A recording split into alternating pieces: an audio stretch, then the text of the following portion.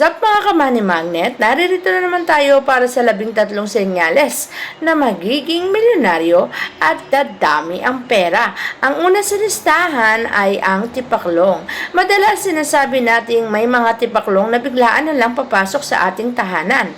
Alam mo bang ang tipaklong kaya napili ang iyong tahanan na pasukin sapagkat ramdam niyang ang senyales ay gustong ibigay na ikaw ay magiging milyonaryo. Once na may tipaklong na pumasok sa tahanan mo, lumipad at dumikit sa balikat mo, ikaw ang napiling maging milyonaryo at siswertihin sa buhay.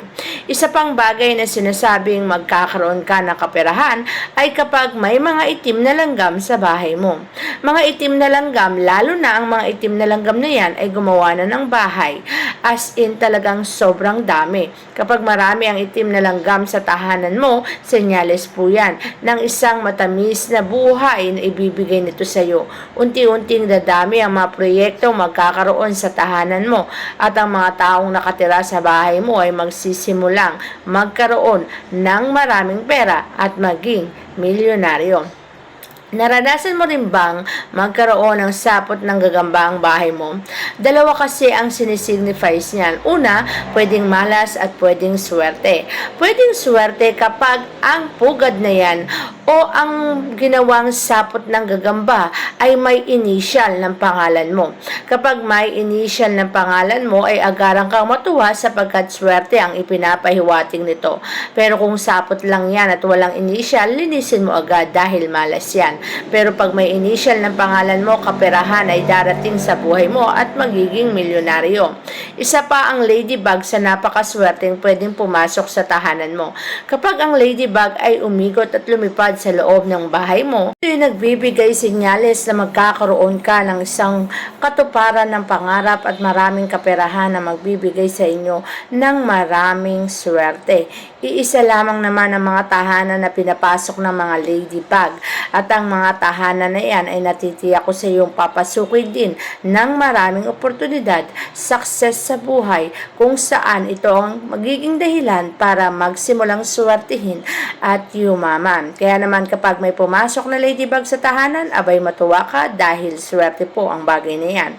May mga bubuyog doon na madalas pumapasok sa tahanan natin at hindi ka dapat malungkot o manganib o kaya naman ay magalit sapagkat minsan lamang may papasok na bubuyog sa tahanan mo at kapag pumasok ang bubuyog na yan, nagbibigay senyales din yan ng isang matamis na buhay na darating sa buhay mo.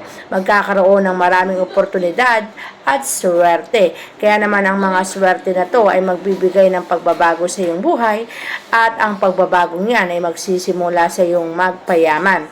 Kaya naman kung may bubuyog na pumasok sa iyong tahanan, aba swerte po yan. Kaya't matuwa at magalak dahil nagsisimula na ang swerte sa buhay. Ang mga paru-paro ay nagbibigay din senyales na kapag ito ay pumasok sa tahanan mo, lalo na kung ang paru-paro na yan ay kulay brown at puti, swerte po ang mga paru-parong puti at brown. Kapag ito'y lumilipad sa loob ng tahanan, nagbibigay senyales po yan ng pagbabago ng ating mga buhay.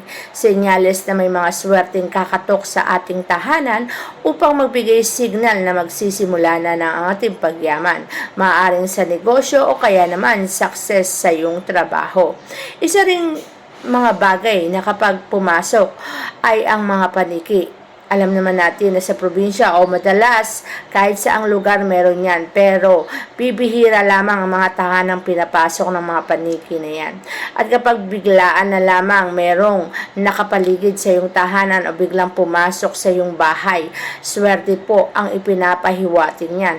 Merong oportunidad na malaki na darating sa iyong buhay kung saan ang oportunidad na yan ay magbibigay ng pagbabago at ang pagbabago na yan ay magsisimula sa iyong magpayaman.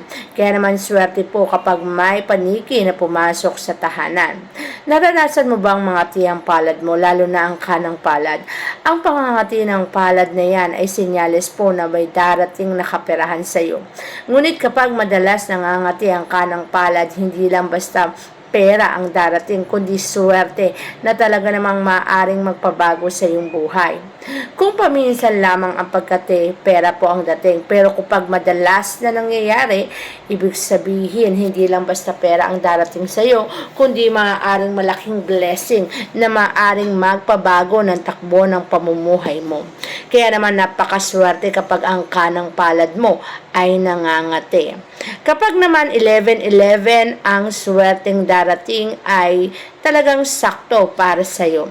Kapag nakita mo ang 11-11 na yan, senyales po yan na may blessing paparating at sakto rin na ikaw ang nakakita, ikaw ang taong magkakaroon ng maraming blessing at pagbabago sa buhay.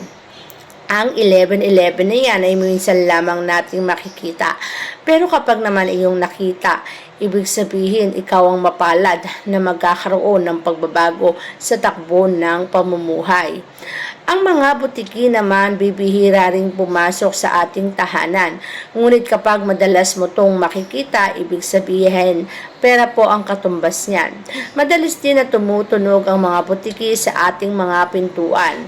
Ibig sabihin ito'y may kakatok na magdadala ng kaperahan. Kapag naman ikaw ay nakakita ng butiki na may 2 buntot, kunin mo ang 2 buntot na yan at ilagay sa pulang tela dahil maaaring maging anting-anting na magbibigay sa iyo ng swerte sa pang-araw-araw. Isa pang swerte sa ating tahanan ay ang mga pusa. Alam mo ba ang kapag may pusang nakaabang sa iyong pag-uwi at dikit ng dikit sa iyo, pera po ang katumbas yan. Kaya naman kung may pusang klingi at palaging dumidikit at ayaw humiwalay sa iyo, matuwa ka na. Kapag ginagawa nito ng mga pusa, ramdam nila na ang amo nila ay magkakaroon ng isang malaking swerte. Kaya naman kung may pusa sa iyong tahanan, abay magalak at matuwa ka dahil ang pusa na yan ay magbibigay sa iyo ng swerte. Isa pang bagay na kapag pumasok sa ating tahanan ay ang palaka, tumalon sa iyong bahay ngunit lalabas din naman agaran. Isang beses man tumalon o kahit panandalian lamang ang palaka sa loob ng bahay, lalo na kung ang kulay ng palaka na yan ay kulay berde, pera po ang katumbas niyan. Pera ang ipinapahiwatig kaya nila pinasok ang iyong tahanan dahil magkakaroon ito ng matinding kaperahan. At ang kaperahang darating sa iyong buhay ay talaga namang magbibigay ng pagbabago. Pera po ang katumbas ng palakang pumasok sa ating mga tahanan. At ang numero 8 kapag iyong nakita ng hindi sinasadya ay swerte po yan. Numero 8 na ang katumbas ay infinity o panghabang buhay. At kapag hindi mo sinasadyang nakita ang numero 8, may panghabang buhay na swerteng darating sa buhay mo. At ang swerte na yan ay dapat mong pakaingatan para ito'y hindi na mawala sa buhay mo. 8 ay swerte, infinity na kaswertehan o panghabang buhay.